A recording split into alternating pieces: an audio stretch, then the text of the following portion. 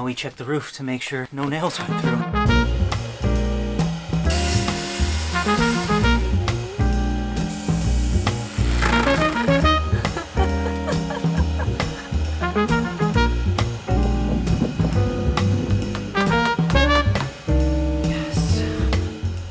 Making a quick little tracer with this piece of cardboard that came in the Maxxair Fan box. It has to be exactly 14 inches by 14 inches.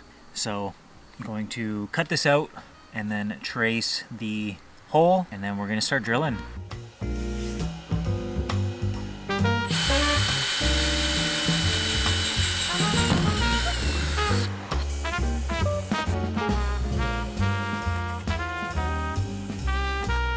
Pretty sure I held my breath the whole time there. All right. So we just started off with 4 smaller pilot holes just so it will go through. And then I'm going to increase the gauge until the hole is big enough where we can fit the jigsaw in and cut our square all the way around.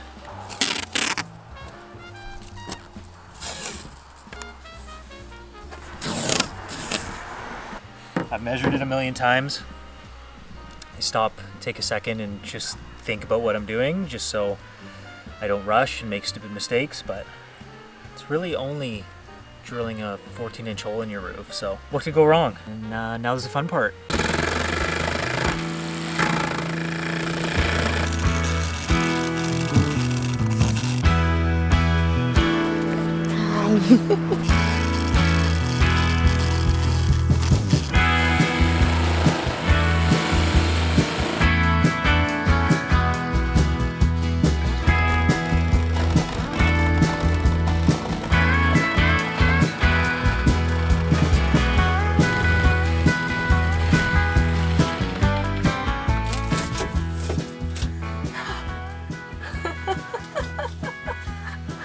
I can't believe that.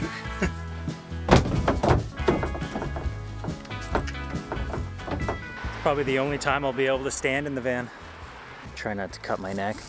It's only some minimal paint chipping, so we're just gonna give a little spray of the Rust-Oleum to let that dry, clean up everything really well, because even though we had a garbage under the hole here, still some metal shavings and dust and stuff got everywhere. So gonna do a good cleanup while that paint's drying, and then get the fan in.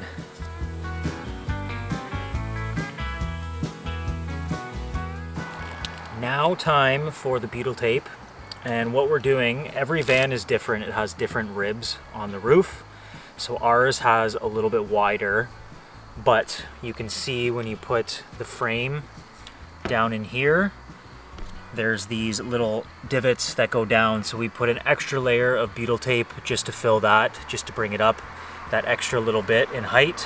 On the edge here, we're gonna have to add just a little bit more to raise that up as well, because we have the lap sealant, so that should by itself realistically just fill that space, but I think it's just a little more assurance to have that extra butyl tape in there as well. It's like sticky tack.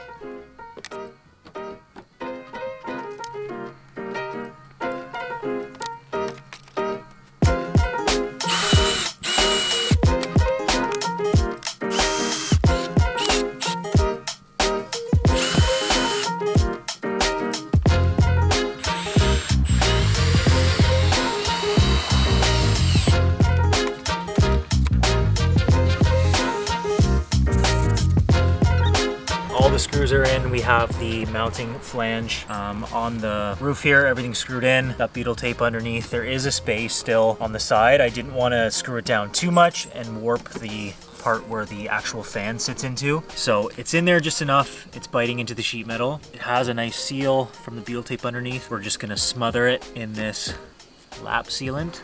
This is specifically for roof replacements and anything, you know, that's going to be exposed to the elements. So it's going to seal it up really good. Once we do that, consider it a job well done. So we're opening up the fan all the way, and we are going to put it down into the flange, make sure it fits with these 4 pilot holes here. Make sure those are in the van. Look at that. So we've run into a little bit of a roadblock. These metal mounting clips on the other side, the hole that they pre-drilled doesn't align with the fan's hole here. So if you look, you can see the very top of the hole there. We saw one person say that if you kind of just angle it down towards the hole, it'll catch, and this first one has, and gone down a little bit. Hoping that works for all four. It's really only held down with 4 screws, 2 on each side. It's kind of flimsy from the top, like it's fully open like it's supposed to be, and you don't want to push too much pressure down because it feels a little bit flimsy. So okay, let's see if this works. Crisis averted. You push it down just very slightly, and you can kind of see the hole on the other side just a little bit. If you push the screw down in that general direction, it'll eventually catch and bite down and go in straight. So we have one there, and on the other side as well. So we have a fan on our roof that's bolted down. So now that it's in there, you're supposed to apply the lap sealant before actually strapping the fan to the mounting flange, but we have it in there, and I don't want to bolt the flange down and have things kind of warp and move in different directions. So now that it's in and snug and where it's supposed to be, we'll kind of just work our way around the fan, seal it up real nice.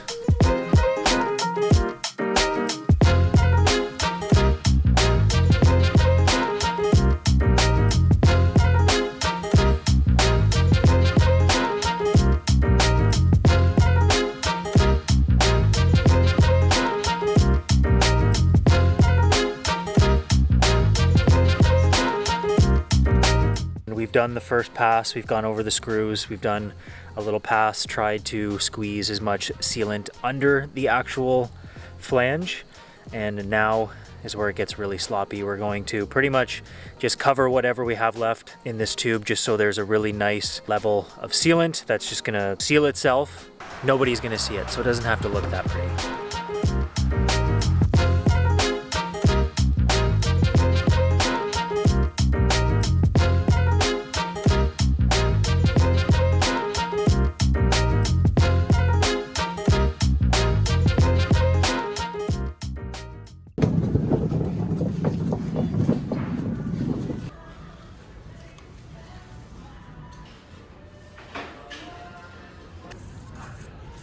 Next on our list of things to do, we are going to do our paneling on the roof, but first we need to sand it down real good and we need to seal it. So we have 8 pieces here, and if I calculated correctly, that should cover the entire top of the ceiling on the Chevy Express van. So we're going to sand each piece down, give it a nice coat of sealant, and then start getting it up there. We have 12-foot boards. I believe the actual length from the driver's seat to the very end is about 10.5 to 11 feet. So we'll have to do a little bit of cutting and then do our cuts around the fan. Got another good day. Projects to be done. Looking forward to covering up some of this yellow insulation on the roof and on the walls. Things are going to start to come together and look a little bit more homey inside the van. So we're really excited for that.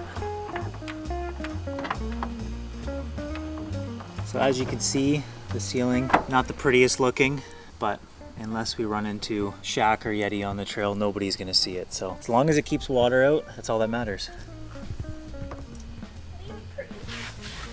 So this first cut in particular is probably the most important one, because if it's slightly kind of curved one way or if it's off center, it's gonna make our side or our end pieces a little wonky. So we have to make sure this first cut is completely smack dab right down the middle. Then every other piece should just fall into place where we want it to.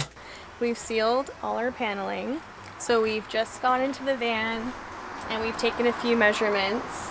So we're gonna start in the center. So we've just taken measurements from the first brace underneath. Can't see it right now, but it's under there. From there to the fan, we're gonna make a cut there, and then have another cut from the other side of the fan all the way to the back.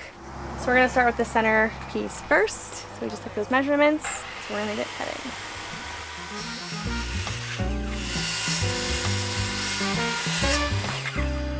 Are you learning something? Are you learning? Are you excited? Are you taking measurements? They do advertise the planks here, the tongue and groove planks, to be 6 inches in width, but they're actually 5.5 to be exact. So we may have a 2-inch gap, according to what I've calculated so far, a 2-inch gap on both sides. However, our plan is to use shiplap for the edge pieces. So on the left side and the right side, we're gonna use shiplap to kind of contour down, to kind of slope from the last piece of tongue and groove, and then cover up that side part with the wire and the white sheet metal part of the van. First 3 pieces in front of the fan are cut and bolted to the roof. We are going to put a 12-foot piece along the edge here and along the right side as well. And then once those are in place, we can put our 3 extensions of the ones in the front and bring them to the back. Hopefully that will allow us to keep a nice straight line extending off those 3 in the front. You think you can get like one part of it done pretty quickly, and like it's taking forever.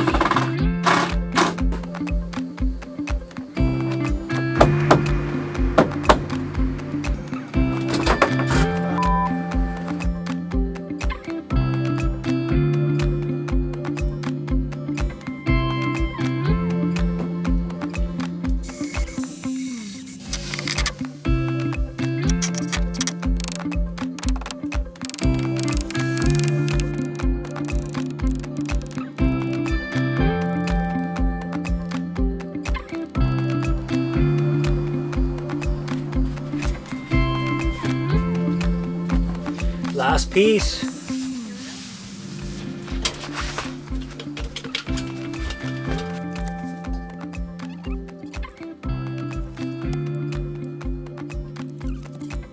Y'all are probably watching this video wondering why we didn't get a high top van. And well, one day we will, but The next one! the next one, the next build. I can't wait for the next build where I can stand up. Last roof piece, baby.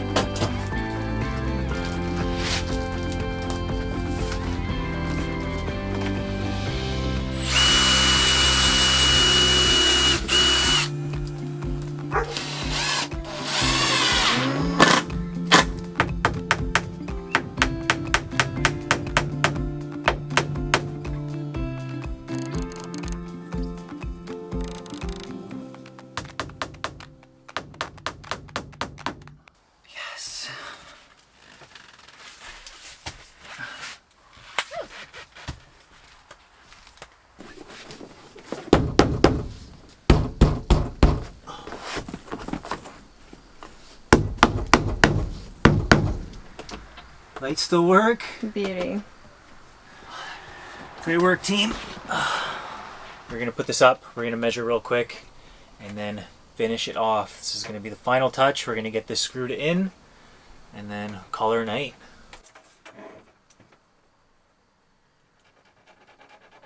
Got about 2 1/4. I think it's been a long day.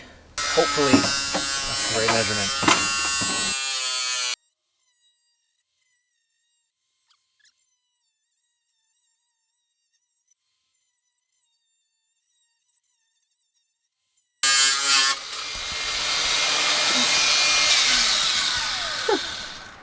All right, rule number 1, don't cut between your legs.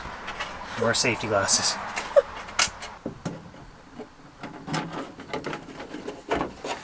Yes.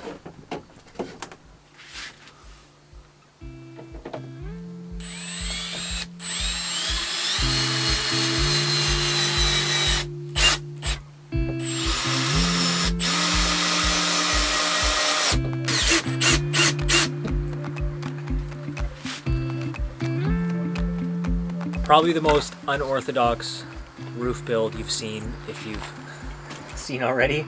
We put screws along one way, Realized we didn't like that because it just looked a little bit tacky to us. Even though we tried to put them in a flush, nice straight line. We have a box of nails, which you can't even tell once they're in there, but we're like, we don't have a nail gun, so it'd be silly to try and nail in a bunch of screws. That's what we went with. It looks much better. You can't even tell they're in there. It's just one nice straight line with no screws or anything hanging out. So it's taken a lot longer than we've expected it to because we are working with what we have. And there's a lot of things that come up along the way, and you have to kind of make a decision, like, okay, should we do this or should we do this? Should we try this or should we try that? And then sometimes you just have to go for it, and it's been working out in our favor. The good old-fashioned hammer and nail way. Yeah. Yeah, it's coming along. It's looking good. Yeah.